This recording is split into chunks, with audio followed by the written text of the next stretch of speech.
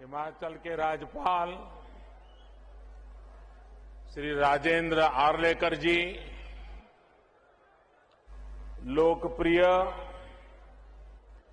और ऊर्जावान मुख्यमंत्री श्री जयराम ठाकुर जी, पूर्व मुख्यमंत्री धूमल जी,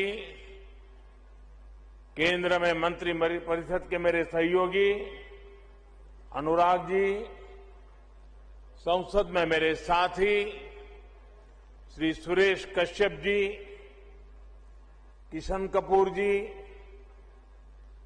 बहन इंदु गोस्वामी जी और हिमाचल के कोने कोने से यहां पधारे मेरे प्यारे भाइयों और बहनों,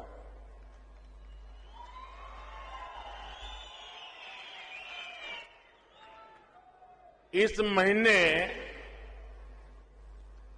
काशी विश्वनाथ आर्य दर्शन करने बाद आज इस छोटी काशी मंज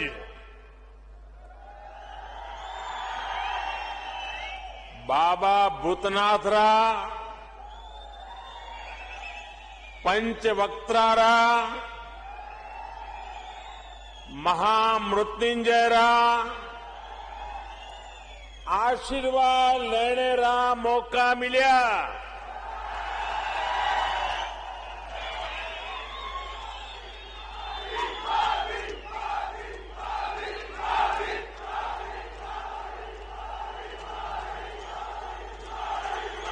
देवभूमि रे सभी देवी देवतियां जो मेरा नमन। साथियों,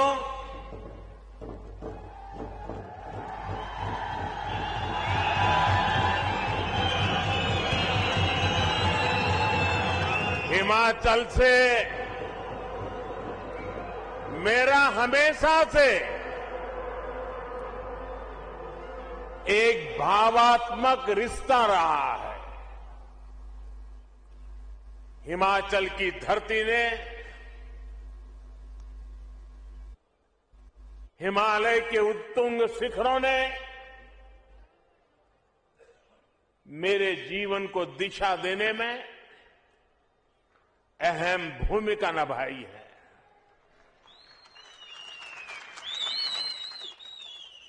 और आज मैं जब आपके बीच आया हूं और मैं जब भी मंडी आता हूं तो मंडी री सेपू बड़ी, कचौरी और बदाने रे मिठा की याद आ ही जाती है। साथियों, आज डबल इंजन की सरकार के भी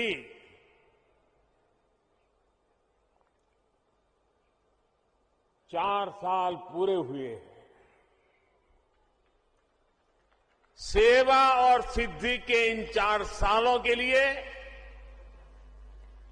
हिमाचल के जनता जनार्दन को बहुत बहुत बधाई देता हूं।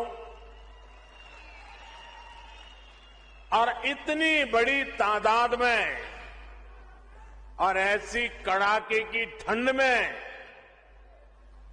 हम सबको आशीर्वाद देने के लिए आना, इसका मतलब ही है कि इन 4 साल में हिमाचल को तेज गति से आगे बढ़ते हुए आपने देखा है।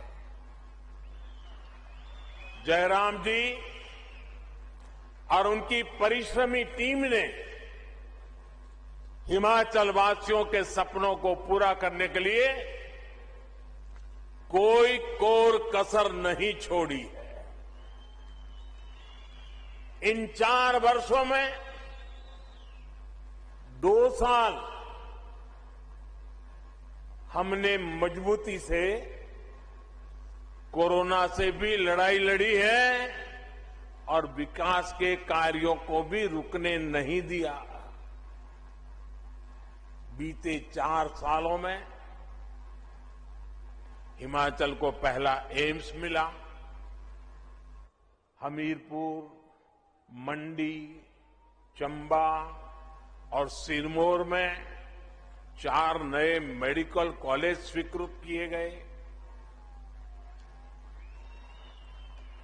हिमाचल की कनेक्टिविटी को सशक्त करने के लिए अनेक विध प्रयास भी जारी हैं। भाई और बहनों, आज यहां मंच पर आने से पहले मैं हिमाचल प्रदेश के औद्योगिक विकास से जुड़े कार्यक्रमों में इन्वेस्टर्स मीट में शामिल हुआ और यहां एक जो प्रदर्शनी लगी है उसे देख करके भी मन अभिभूत हो गया। इसमें हिमाचल में हजारों करोड़ रुपए के निवेश का,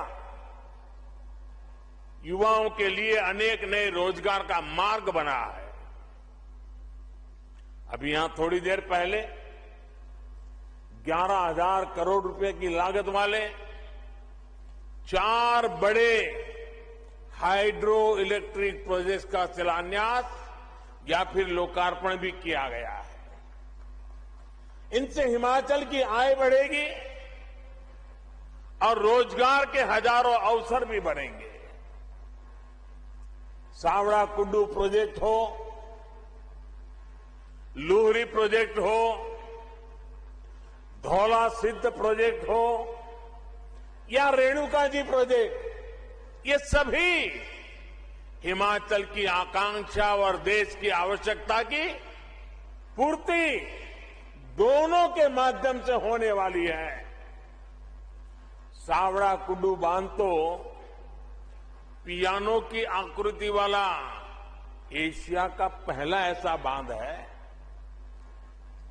यहां पैदा हुई बिजली से हिमाचल को हर वर्ष लगभग 125 करोड़ रुपए की आय होगी। साथियों, श्री रेणुका जी हमारी आस्था का अहम केंद्र है। भगवान परशुराम और उनकी मां रेणुका जी के स्नेह की प्रतीक इस भूमि से आज देश के विकास के लिए भी एक धारा निकली है। गिरी नदी पर बन रही श्री रेणुका जी बांध परियोजना जब पूरी हो जाएगी तो एक बड़े क्षेत्र को इससे सीधा लाभ होगा। इस प्रोजेक्ट से जो भी आय होगी उसका भी एक बड़ा हिस्सा यहीं के विकास पर खर्च होगा।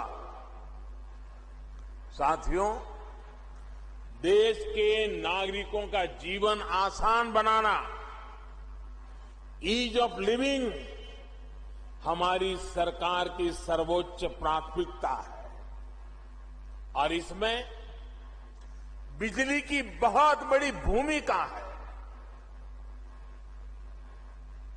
बिजली पड़ने के लिए, बिजली घर के काम निपटाने के लिए, बिजली उद्योगों के लिए और इतना ही नहीं, अब तो बिजली मोबाइल चार्ज करने के लिए,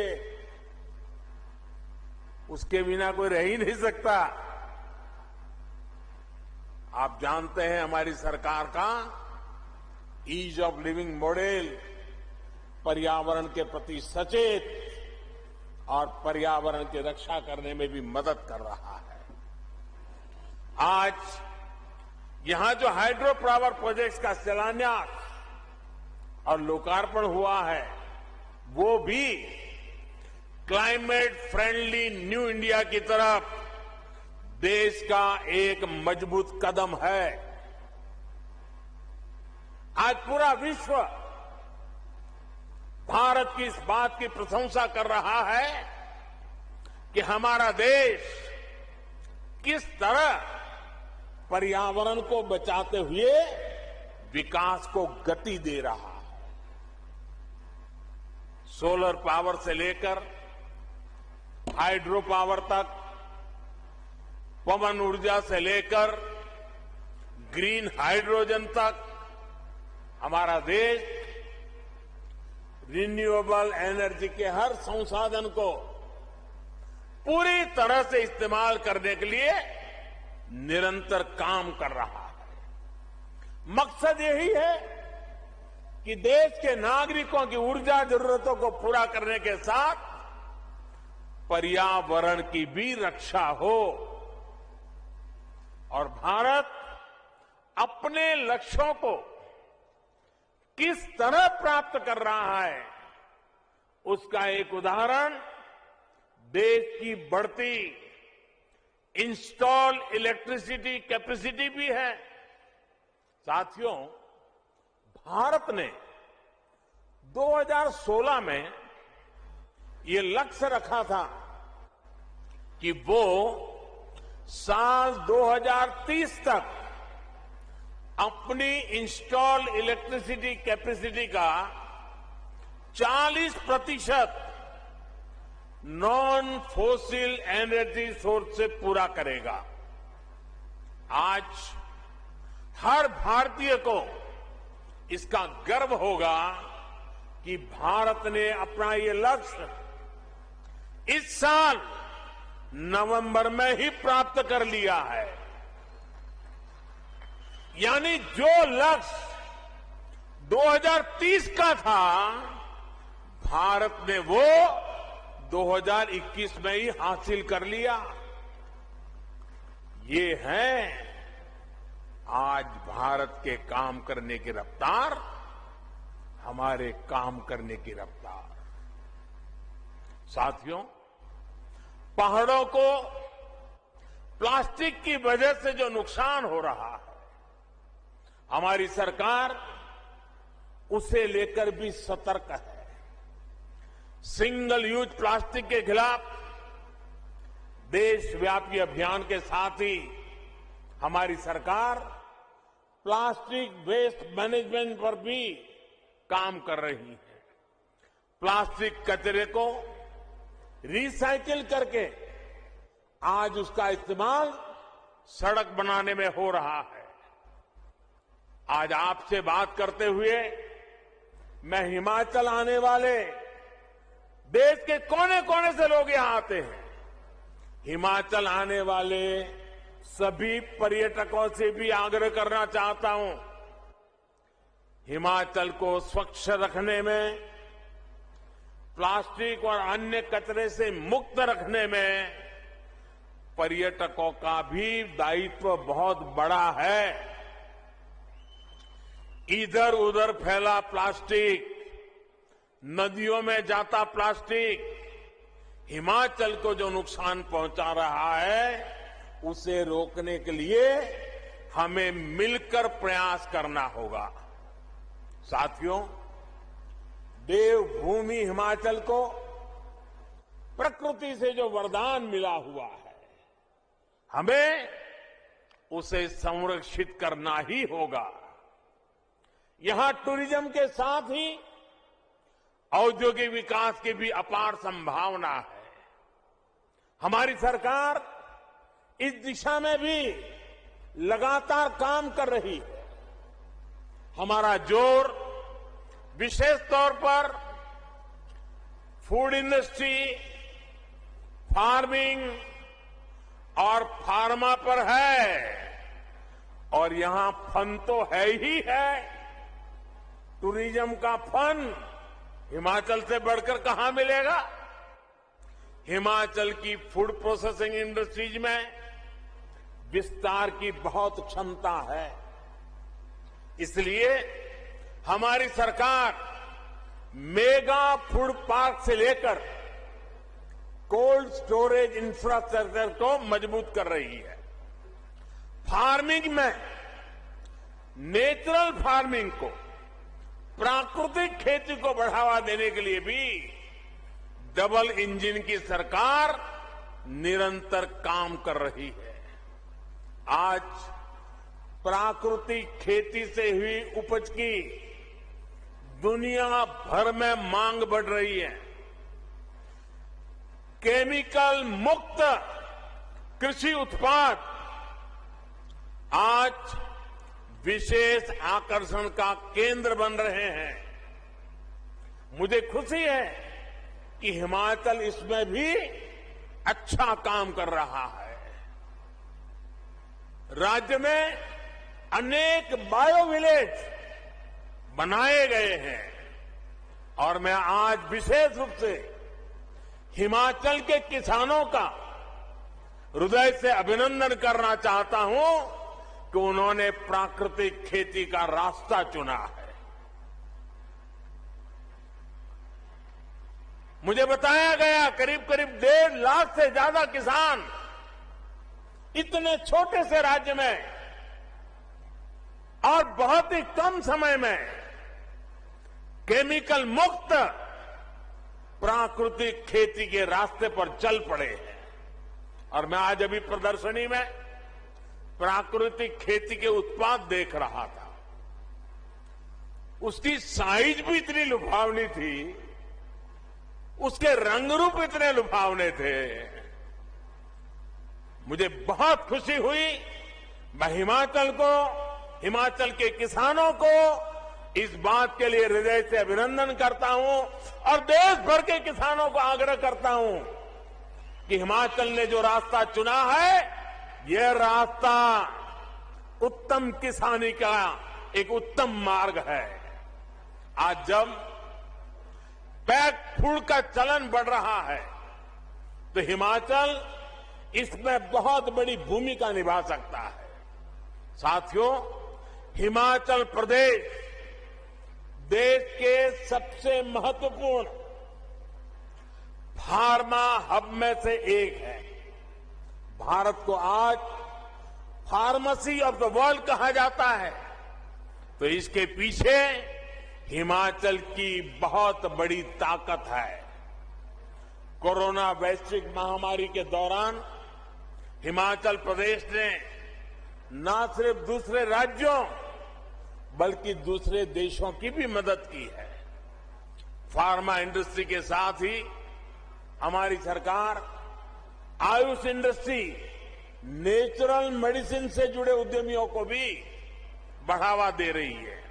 साथियों, आज देश में सरकार चलाने के 2 अलग अलग मॉडल काम कर रहे हैं। एक मॉडल है सबका साथ, सबका विकास, सबका विश्वास और सबका प्रयास। वहीं दूसरा मॉडल है खुद का स्वार्थ, परिवार का स्वार्थ और विकास भी खुद के परिवार का है। अगर हम हिमाचल में ही देखें तो आज पहला मॉडल, जिस मॉडल को हम लेकर के आपके पास आए, वह मॉडल पूरी शक्ति से राज्य के विकास में जुटा हुआ है। इसी का परिणाम है कि हिमाचल ने अपनी पूरी वयस्क जनसंख्या को वैक्सीन देने में बाकी सबसे बाजी मार ली है। यहां जो सरकार में है वो राजनीतिक स्वार्थ में डूबे नहीं है, बल्कि उन्होंने पूरा ध्यान हिमाचल के एक एक नागरिक को वैक्सीन कैसे मिले इसमें लगाया है। और मुझे एक बार वर्चुअली इस काम में जुटे लोगों से बात करने का सौभाग्य मिला था। बड़ा प्रेरक, एक एक की बात इतनी प्रेरक थी।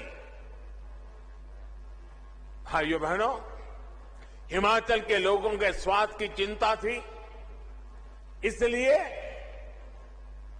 दूर दराज के क्षेत्रों में भी कष्ट उठा करके भी सबने वैक्सीन पहुंचाई। ये हमारा सेवा भाव लोगों के प्रति दायित्व का एहसास है। यहां सरकार ने लोगों के विकास के लिए अनेक नई योजनाओं को लागू किया है और केंद्र सरकार की योजनाओं का भी बेहतर तरीके से विस्तार कर रही है। ये दिखाता है कि हिमाचल सरकार को लोगों की, गरीबों की कितनी चिंता है। साथियों, आज हमारी सरकार बेटियों को बेटों के समान अधिकार देने के लिए काम कर रही है। बेटा बेटी एक समान, और इतनी बड़ी मात्रा में माताएं बहनें आई हैं तो उनके आशीर्वाद हमें इस काम के लिए ताकत देते हैं। बेटा बेटी एक समान। हमने तय किया है कि बेटियों की शादी की उम्र भी वही होनी चाहिए जिस उम्र में बेटों को शादी की इजाजत मिलती है। देखिए, सबसे ज्यादा तालियां हमारी बहनें बजा रही है।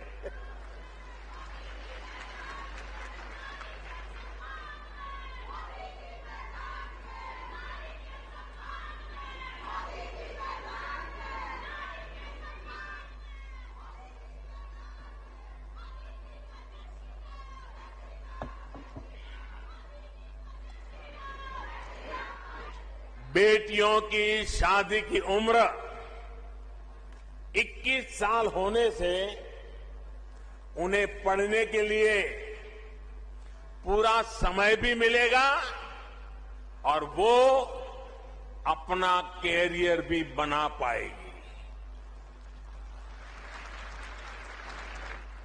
हमारे इन सारे प्रयासों के बीच आप एक दूसरा मॉडल भी देख रहे हैं जो सिर्फ अपना स्वार्थ देखता है, अपना वोट बैंक देखता है। जिन राज्यों में वो सरकार चला रहे हैं उसमें प्राथमिकता गरीबों के कल्याण को नहीं बल्कि खुद के परिवार के कल्याण की ही है। मैं जरा चाहूंगा, देश के पंडितों से आग्रह करूंगा, जरा उन राज्यों का वैक्सीनेशन का रिकॉर्ड भी जरा देख लीजिए। उनका वैक्सीनेशन रिकॉर्ड भी इस बात का गवाह है कि उन्हें अपने राज्य के लोगों की चिंता नहीं है।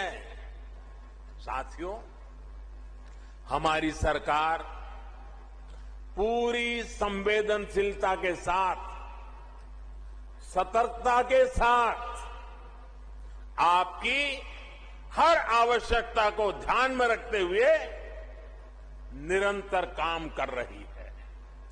अब सरकार ने तय किया है कि 15 से 18 साल के बीच जो बच्चे हैं, बेटे बेटियां हैं, उनको भी 3 जनवरी सोमवार से वैक्सीन लगाना शुरू हो जाएगा।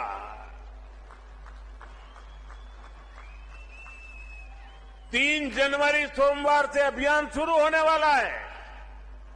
मुझे विश्वास है हिमाचल प्रदेश इसमें भी शानदार काम करके दिखाएगा। देश को दिशा देने का काम हिमाचल करके रहेगा। हमारे जो हेल्थ सेक्टर के लोग हैं, फ्रंटलाइन वर्कर हैं, वो पिछले 2 साल से कोरोना से लड़ाई में देश की एक बहुत बड़ी ताकत बने हुए हैं। उन्हें भी 10 जनवरी से प्रिकॉशन डोज देने का काम शुरू होगा। 60 साल से ऊपर के बुजुर्ग जिन्हें पहले से गंभीर बीमारियां हैं, उन्हें भी डॉक्टरों की सलाह पर प्रिकॉशन डोज का विकल्प दिया गया है। ये सारे प्रयास हिमाचल के लोगों को सुरक्षा कवच तो देंगे ही, यहां के लिए जरूरी टूरिज्म सेक्टर को भी बचाने में और आगे बढ़ाने में ये बहुत मदद करेंगे। साथियों, हर देश में अलग अलग विचारधाराएं होती हैं, लेकिन आज हमारे देश के लोग स्पष्ट तौर पर दो विचारधाराओं को देख रहे हैं। एक विचारधारा विलंब की है, दूसरी विचारधारा विकास की है। विलंब की विचारधारा वालों ने पहाड़ों पर रहने वाले लोगों की कभी परवाह नहीं की, चाहे इंफ्रास्ट्रक्चर का काम हो, लोगों की बुनियादी सुविधा देने का काम हो। विलंब की विचारधारा वालों ने हिमाचल के लोगों को दशकों तक इंतजार करवाया। इसी वजह से अटल टनल के काम में बरसों का विलंब हुआ। रेणुका जी परियोजना में भी 3 दशकों का विलंब हुआ। उन लोगों की विलंब की विचारधारा से तद्दन अलग हमारा कमिटमेंट सिर्फ और सिर्फ विकास के लिए है, तेज गति के विकास के लिए है। हमने अटल टनल का काम पूरा करवाया। हमने चंडीगढ़ से मनाली और शिमला को जोड़ने वाली सड़क का चौड़ीकरण किया। हम सिर्फ हाईवे और रेलवे इंफ्रास्ट्रक्चर ही विकसित नहीं कर रहे, बल्कि अनेकों जगह हम रोपवे भी लगवा रहे हैं। हम दूर दराज के गांवों को प्रधानमंत्री ग्राम सड़क योजना से भी जोड़ रहे हैं। साथियों, बीते 6-7 सालों में जिस तरह डबल इंजन की सरकार ने काम किया है, उससे हमारी बहनों के जीवन में विशेष तौर पर बहुत बदलाव आया है। पहले खाना बनाने के लिए लकड़ी के इंतजाम में हमारी बहनों का बहुत समय बीत जाता था। आज घर घर गैस सिलेंडर पहुंचा है। शौचालय की सुविधा मिलने से भी बहनों को बहुत राहत मिली है। पानी के लिए यहां की बहनों बेटियों को कितनी मेहनत करनी पड़ती थी, ये आपसे बेहतर और कौन जानता है। एक समय था जब पानी का कनेक्शन पाने के लिए ही कई दिनों तक सरकारी दफ्तर के चक्कर लगाने पड़ते थे। आज सरकार खुद पानी का कनेक्शन देने के लिए आपके दरवाजे पर दस्तक दे रही है। आजादी के 7 दशक में हिमाचल में 7 लाख परिवारों को पाइप से पानी मिला था। 7 दशक में 7 लाख परिवारों को। सिर्फ 2 साल के भीतर ही, और वो भी कोरोना काल होते बावजूद भी, 7 लाख से अधिक नए परिवारों को पाइप से पानी मिल चुका है। 7 दशक में 7 लाख कितने? 7 दशक में कितने? जरा उधर से भी आवाज आए, कितने? 7 दशक में 7 लाख। और हमने 2 साल में दिए 7 लाख और नए। कितने दिए? 7 लाख घरों में पानी पहुंचाने का काम अब लगभग 90% आबादी के पास नल से जल की सुविधा है। डबल इंजन सरकार का यही लाभ होता है। केंद्र सरकार का एक इंजन जिस योजना को शुरू करता है, राज्य सरकार का दूसरा इंजन उस योजना को तेज गति से आगे ले जाता है। अब जैसे आयुष्मान भारत योजना का उदाहरण है, इस योजना को आगे बढ़ाते हुए राज्य सरकार ने हिम केयर योजना शुरू की और ज्यादा लोगों को 5 लाख रुपए तक के मुफ्त इलाज के दायरे में लाई। इन योजनाओं में हिमाचल के लगभग 1.25 लाख मरीजों को फ्री इलाज मिल चुका है। इसी प्रकार यहां की सरकार ने उज्ज्वला योजना के लाभार्थियों का विस्तार गृहिणी सुविधा योजना से किया, जिससे लाखों बहनों को एक नई मदद मिली। केंद्र सरकार इस मुश्किल समय में जो मुफ्त राशन पहुंचा रही है, उसको तेजी से हर लाभार्थी तक पहुंचाने का काम भी राज्य सरकार यहां कर रही है। साथियों, हिमाचल वीरों की धरती है। हिमाचल अनुशासन की धरती है। देश की आन बान और शान को बढ़ाने वाली धरती है। यहां के घर घर में देश की रक्षा करने वाले वीर बेटे बेटियां हैं।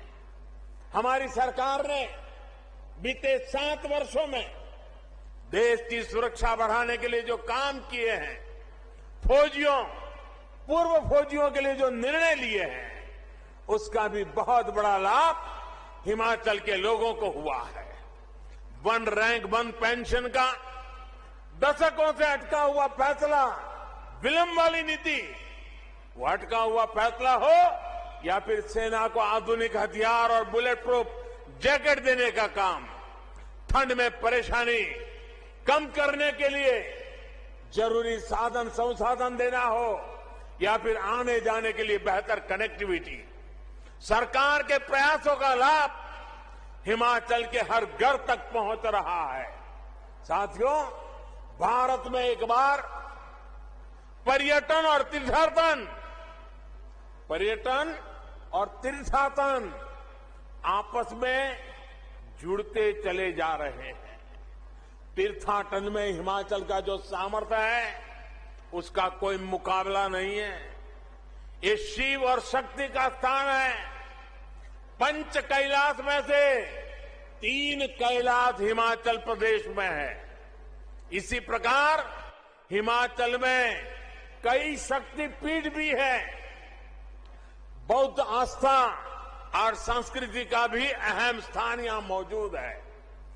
डबल इंजन की सरकार हिमाचल की इस ताकत को कई गुना बढ़ाने वाली है। मंडी में शिव धाम का निर्माण भी इसी प्रतिबद्धता का परिणाम है। भाइयों और बहनों, आज जब भारत आजादी का अमृत महोत्सव मना रहा है, तब हिमाचल भी पूर्ण राज्य का दर्जा मिलने की स्वर्ण जयंती वर्ष मना रहा है। यानी ये हिमाचल के लिए नई संभावनाओं पर काम करने का भी समय है। हिमाचल ने हर राष्ट्रीय संकल्प की सिद्धि में अग्रणी भूमिका निभाई है। आने वाले समय में भी ये उत्साह जारी रहेगा। एक बार फिर विकास और विश्वास के 5वें वर्ष की ओर नव वर्ष की मंगल कामनाएं, आपको अनेक अनेक शुभकामनाएं। इतना प्यार देने के लिए, इतने आशीर्वाद देने के लिए मैं फिर एक बार इस देवभूमि को प्रणाम करता हूं। मेरे साथ बोलिए, भारत माता की, भारत माता की, भारत माता की। बहुत बहुत धन्यवाद। धन्यवाद। सभी जोरदार तालियों के साथ प्रधानमंत्री